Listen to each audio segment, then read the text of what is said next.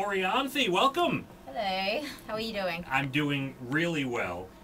Been very excited. My program director's here, so he can attest to this if you want to ask him later. But he made the mistake of about a month ago telling me that you were coming up.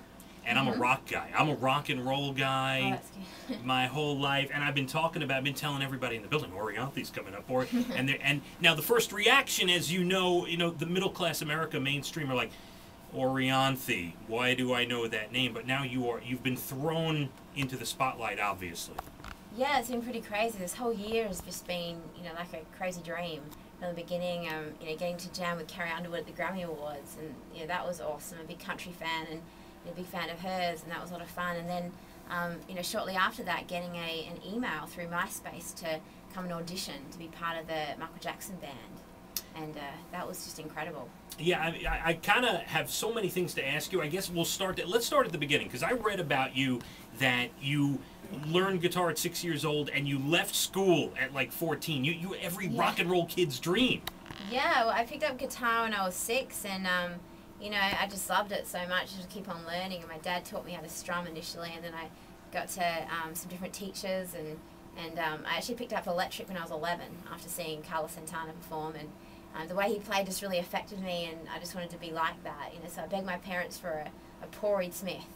Had to be a guitar like his, and I got one, and I just wanted to keep on learning all of his solos, and I wore out a video from pausing it too many times, trying to learn his solos. And when I was 15, I left school. I actually did some homeschooling for a bit, and just focusing on playing guitar. I don't recommend that, because I do get a lot of emails sometimes through MySpace from kids saying, I'm going to leave school, but, I don't, I think education is very important.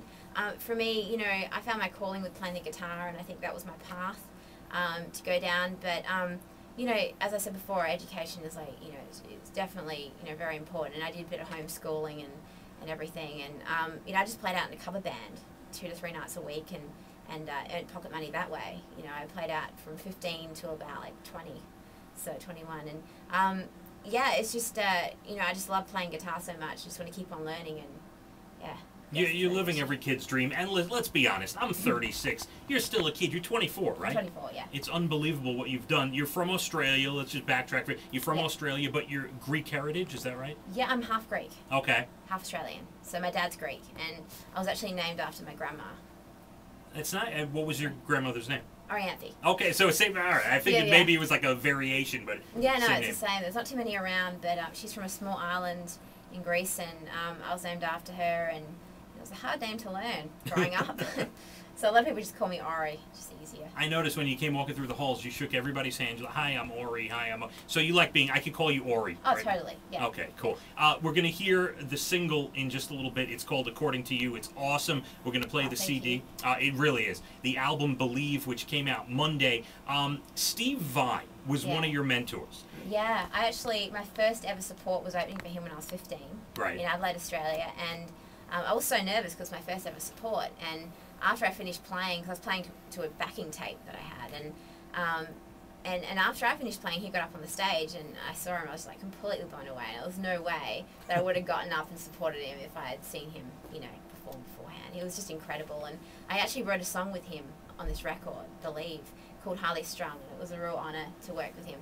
And one of the reasons I bring it up is because he's from Long Island. He lives about 15 minutes from here, or at least used to. Yeah. He's from this area, so I mean, he's been an influence actually in this area in the guitar world. So that's kind of neat.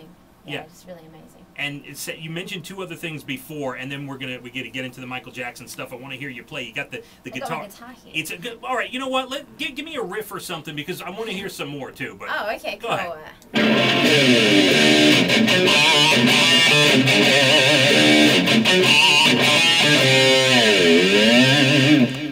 I'm going to hear the whole thing in a little bit, right? Yeah, totally. I'll play the solo.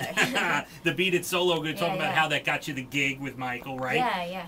But before we do that, 2 things you mentioned real quick. Santana, who loves you, has said many, many great things about you.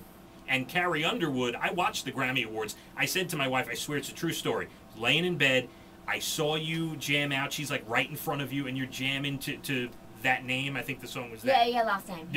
Last name. And I turned to my wife. I'm like, who is this? This is unbelievable. That was a huge night for you, right? I had a lot of fun. You know, it was so nice of Carrie to invite me up to jam, and yeah, it was, you know, incredible to be playing the Grammy Awards. You know, let alone jamming with Carrie Underwood and her band, but playing the Grammy Awards and looking out into the audience and seeing, you know, rock royalty.